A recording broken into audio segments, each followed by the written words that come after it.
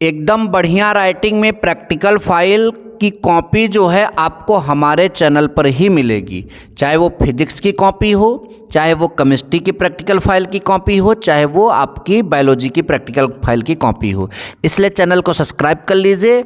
Board exam में जितना निर्धारित प्रैक्टिकल है वही सारे प्रयोग हम यहाँ पर आपके प्रैक्टिकल फाइल में लिखवा रहे हैं।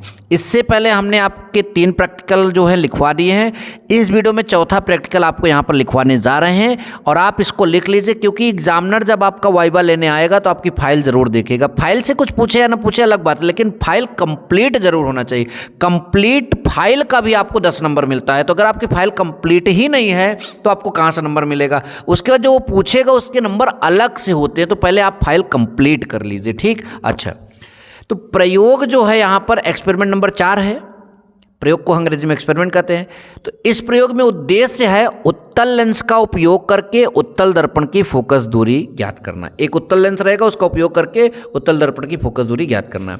अगर मान लेगा आपसे कभी कभी ये पूछेगा, ज़्यादातर आपसे आवश्यक उपकरण और सूत्र ही पूछेगा, सिद्धांत ही पूछेगा, तालिका वगैरह कभी भी नहीं पूछेगा। ध्यान दीजिए, आवश्यक उपकरण और सिद्धांत जरूर याद करना किसी भी प्रैक्टिकल का, ठीक। तो अब यहाँ पर हम क्या करने जा रहे हैं कि आपको आवश्यक उपकरण बताएंगे। प्रकाशिक बेंच होगा, 2 पिन होगी। उत्तल लेंस और उत्तल दर्पण की बात किया तो उत्तल दर्पण और उत्तल लेंस दोनों होंगे। 4 यहाँ पर आवश्यक चीज़ें लगेंगी। प्रकाशिक बेंच, 2 पिन, उत्तल दर्पण और उत्तल लेंस, ठीक। अच्छा, सिद्धांत क्या है आप सभी ने पढ़ रखा होगा कि यदि दर्पण की फोकस दूरी स्मॉल एफ तथा वक्रता त्रिज्या स्मॉल आर हो तो एफ बराबर r/2। आर क्या है? दर्पण की वक्रता त्रिज्या, और ये क्या है? फोकस दूरी, सबको मालूम है। तो ये सिद्धांत व सूत्र हो गया। सबसे पहले फिर से देखिए, उद्देश्य याद कर लीजिए, आवश्यक उपकरण और सिद्धांत याद कर लीजिएगा, और इसको लिख भी लीजिए।